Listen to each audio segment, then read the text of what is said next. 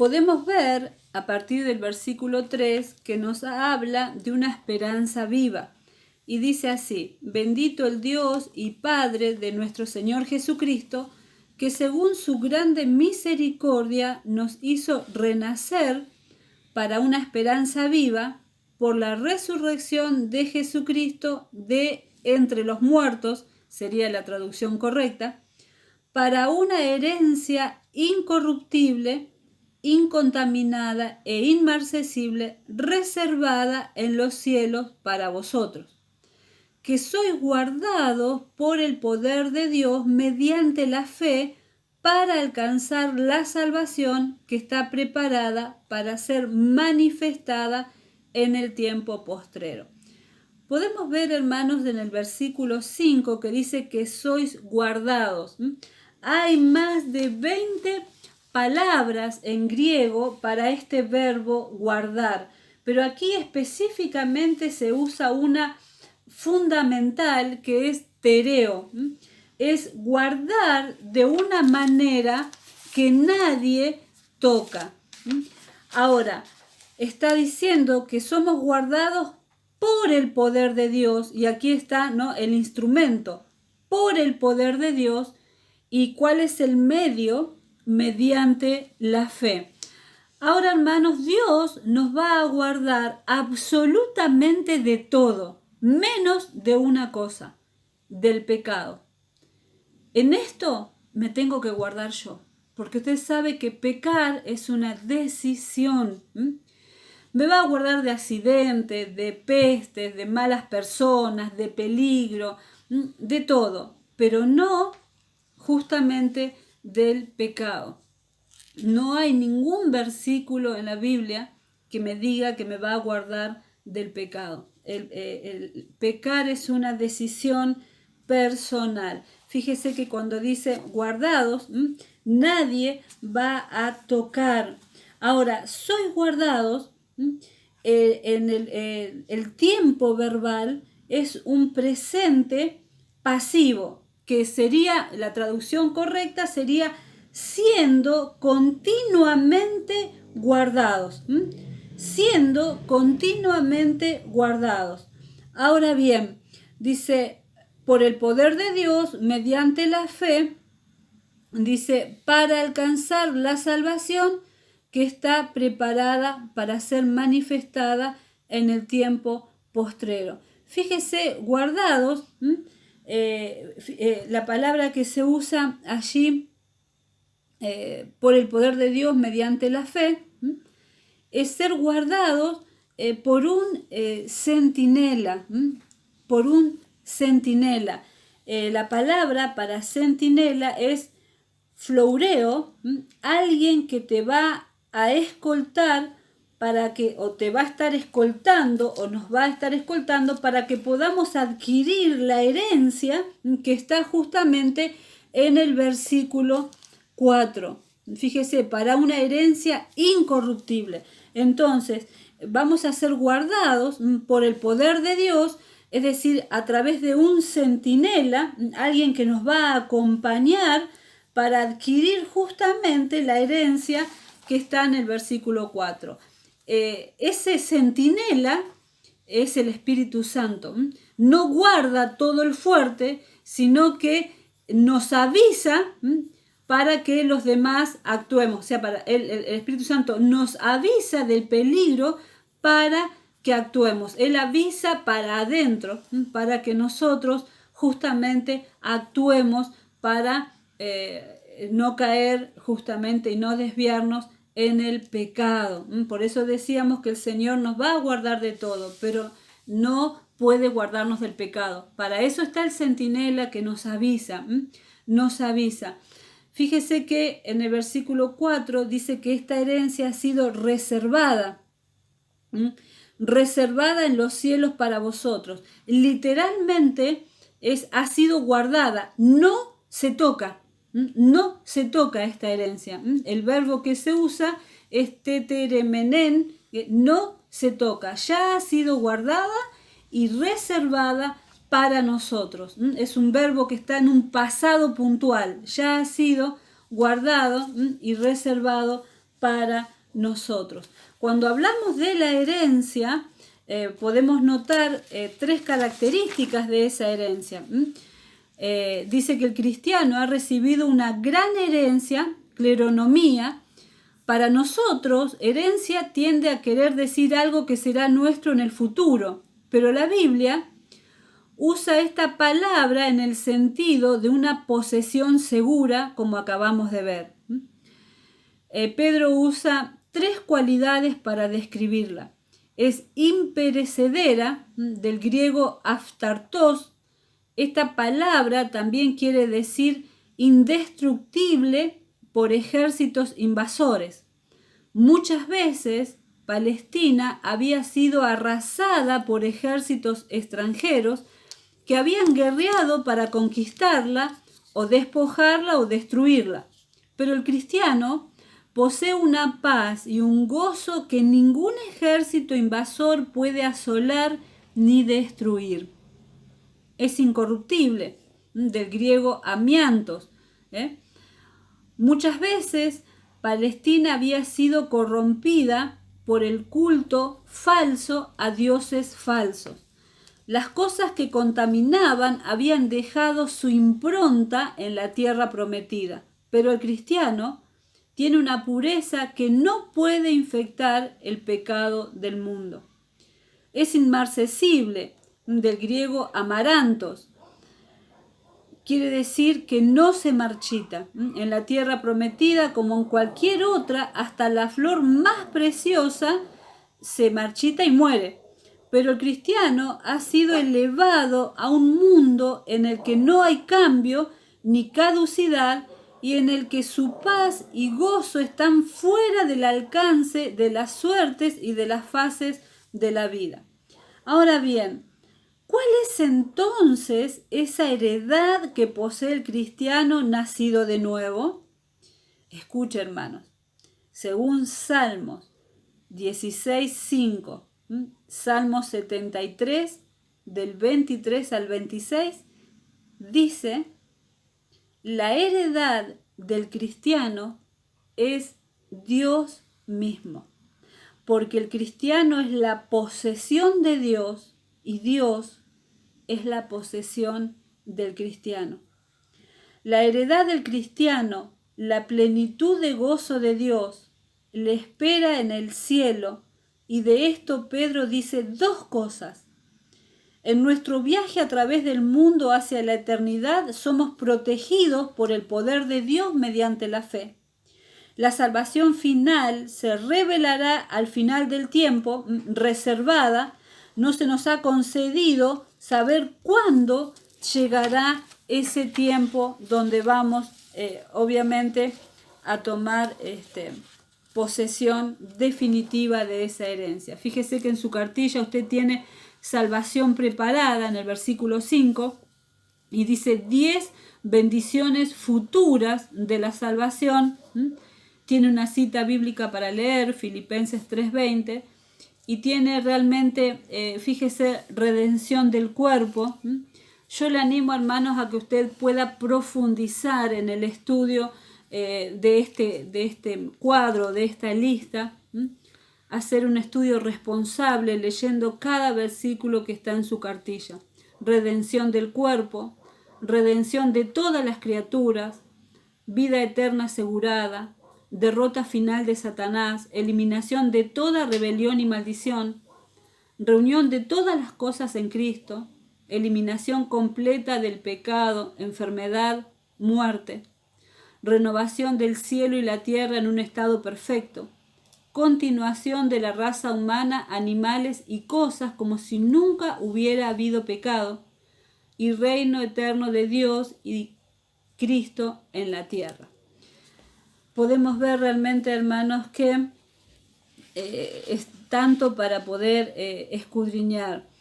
Cuando vemos en el capítulo, seguimos leyendo, dice en el 6, en lo cual vosotros os alegráis, aunque ahora por un poco de tiempo, si es necesario, tengáis que ser afligidos en diversas pruebas, para que sometida a prueba vuestra fe, mucha más preciosa que el oro, ya lo habíamos visto en Santiago, El tema del sufrimiento se destaca en toda la carta.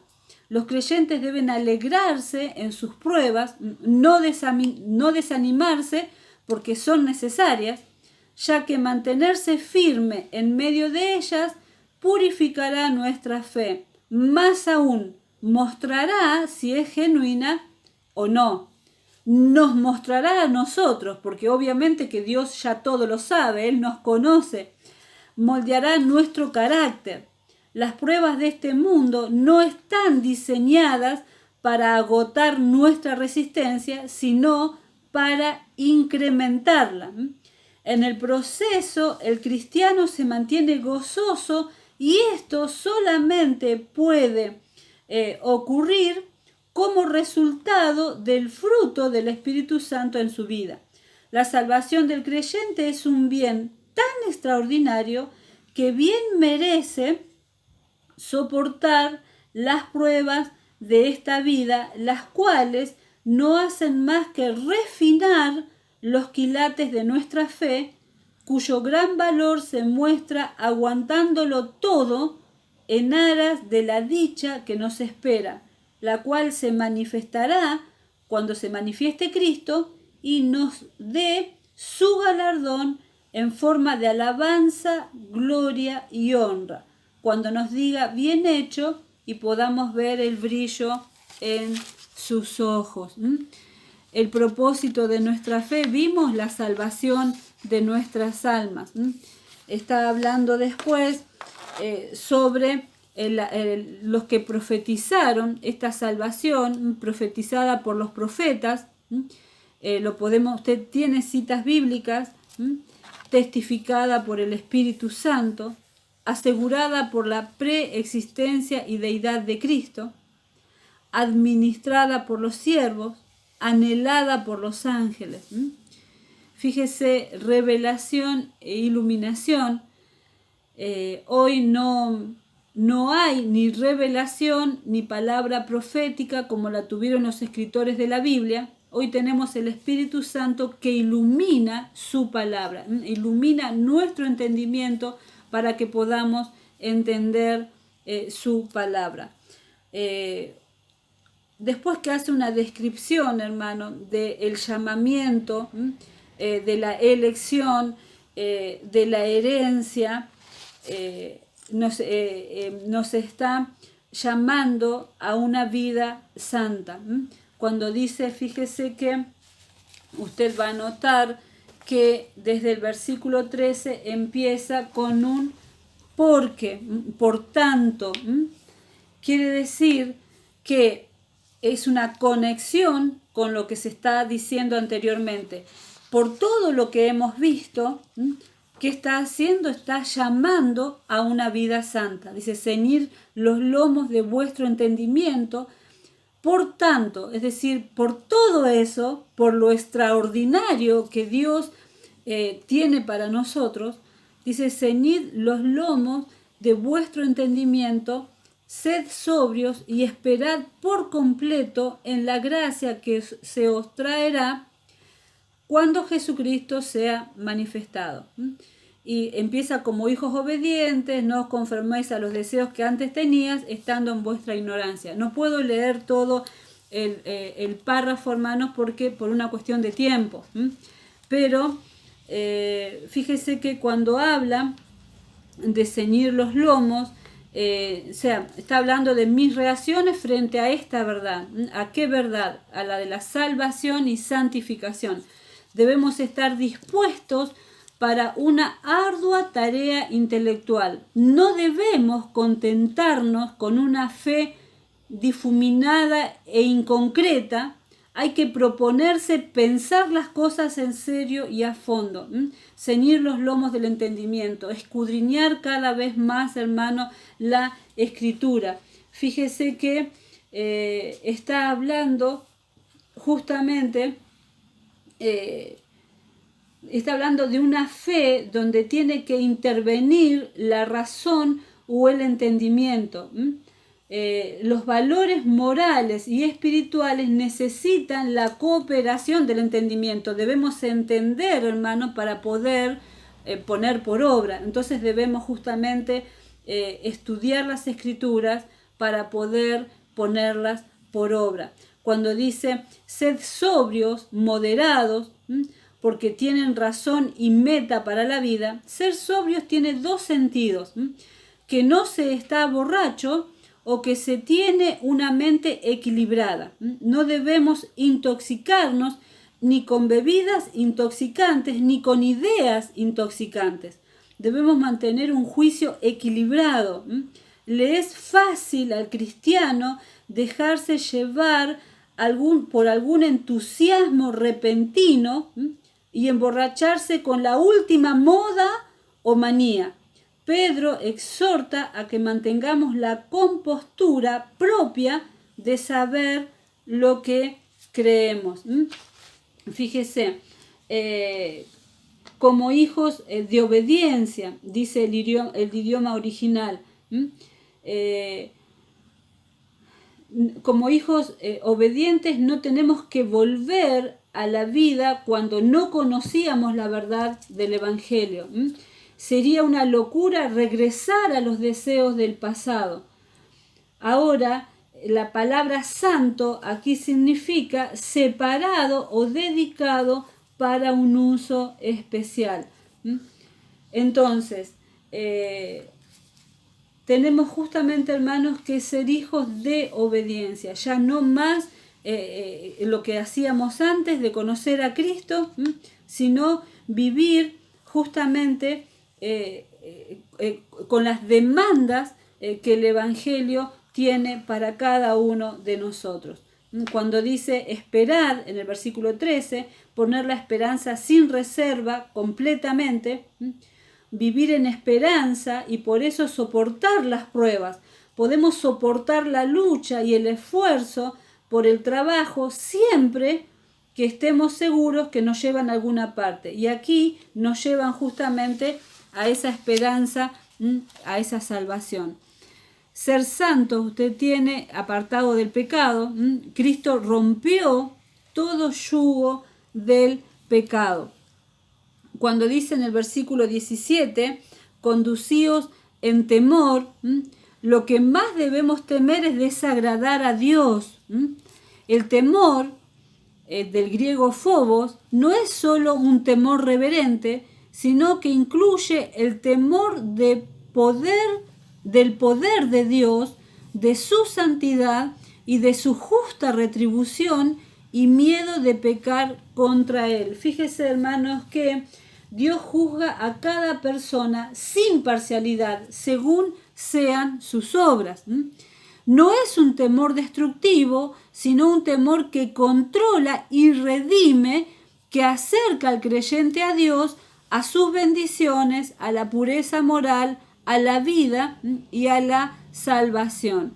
Cuando dice amaos unos a otros, en el versículo 22, una vida llena de Cristo debe manifestarse en un amor fraternal hacia los hermanos, un amor sincero, cordial, firme.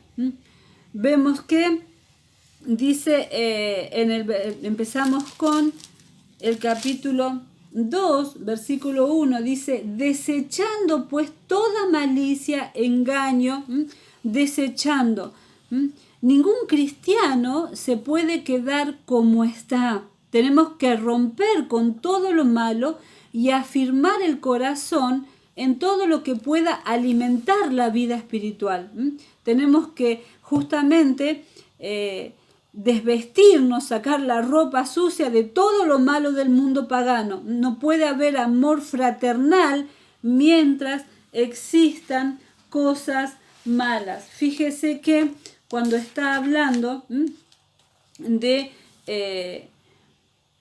hay cosas justamente que pueden hacer daño a la vida y estas hay que desecharlas. El cristiano debe despojarse de la malicia.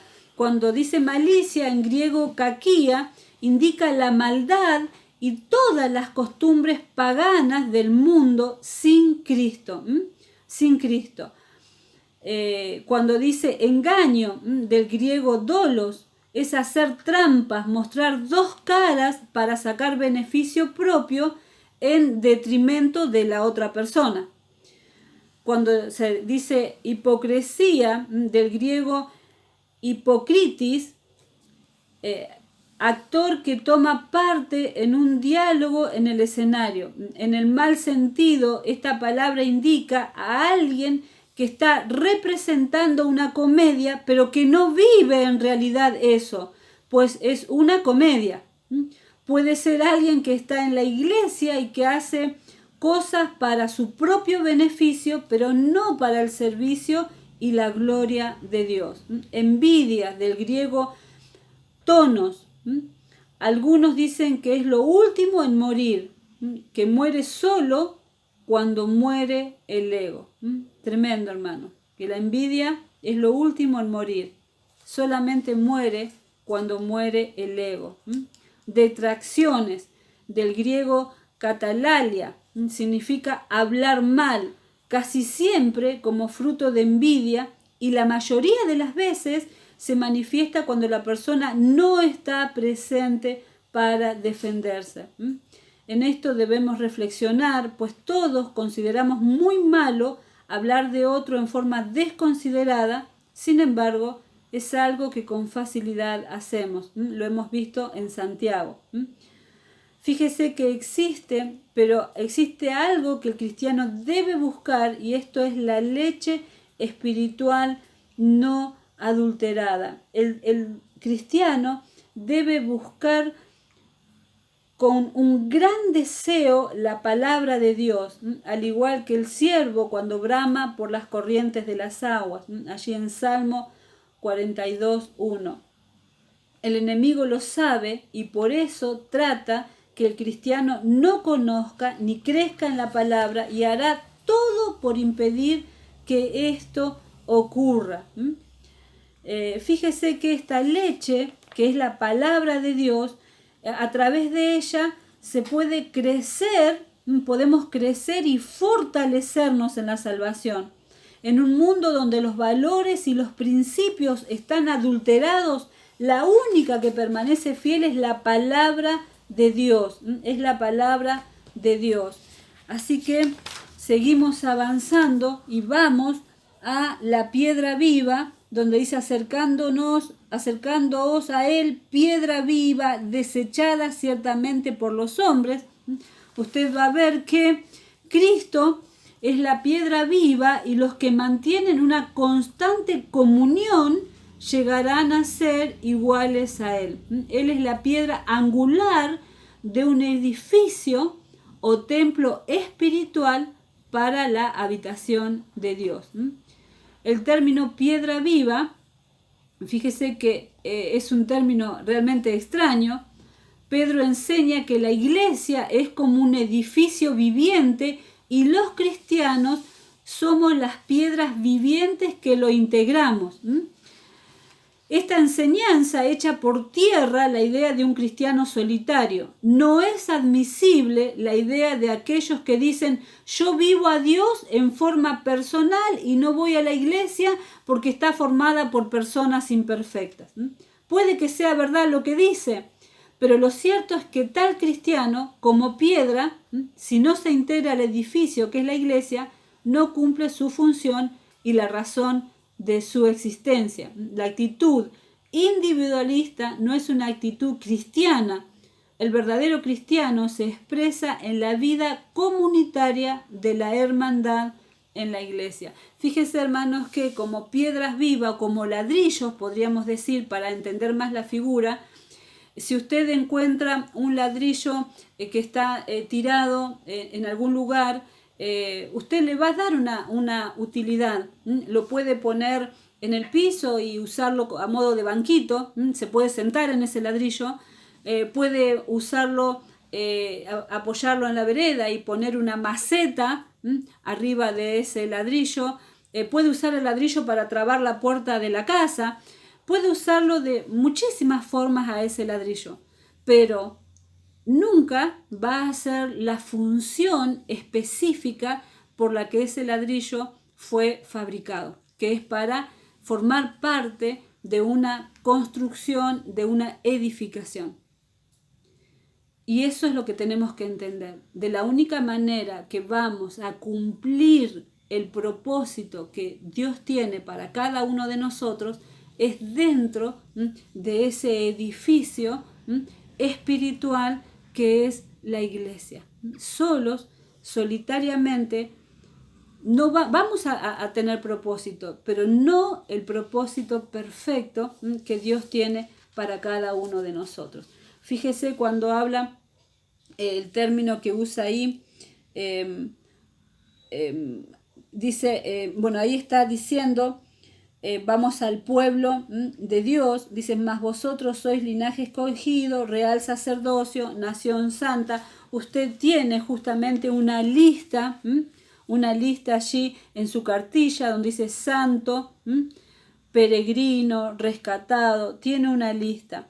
Ahora, cuando habla de sacerdocio, real sacerdocio, fíjese, hermanos, que algo para entender. Aquí cuando dice, mas vosotros sois linaje escogido, real sacerdocio, nación santa, pueblo adquirido por Dios, para que anunciéis las virtudes de aquel que os llamó, de las tinieblas a su luz admirable. Cada vez que aparece un para, está indicando propósito. Escogidos para ese propósito. Ahora bien, nosotros tenemos que entender que el pueblo escogido de Dios era el pueblo de Israel. El pueblo de Israel era el pueblo escogido. Nosotros, los judíos convertidos, más los gentiles convertidos a Cristo, nosotros formamos la iglesia de Dios, que es totalmente diferente a ser pueblo escogido. Los judíos siguen siendo el pueblo escogido de Dios, pero no son creyentes de Cristo. Entonces, no debemos confundir. Aquí lo que está usando es una figura literaria para poder mostrar lo que somos para Dios y en Dios.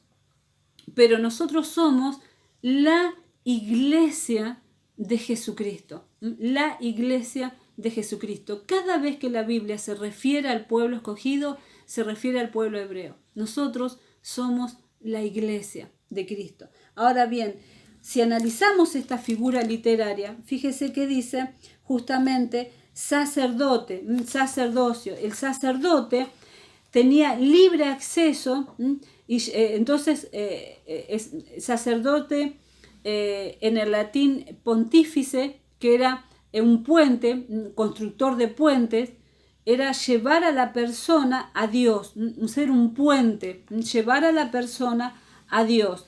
El sacerdote hacía dos cosas, tenía libre acceso, nosotros tenemos libre acceso, y además ofrendaba. Nosotros tenemos que también presentar ofrendas, nuestro trabajo, nuestro culto, ofrendarnos a nosotros mismos. Fíjese que cuando dice de ofrendar, dice el sacerdote, que significa constructor de puentes, tiene acceso directo a Dios y su función es llevar a otros a la presencia de Dios. Su obra era una ofrenda a Dios. El culto es una ofrenda a Dios, haciendo de una verdadera fiesta espiritual. Seguimos, hermanos, en el otro video.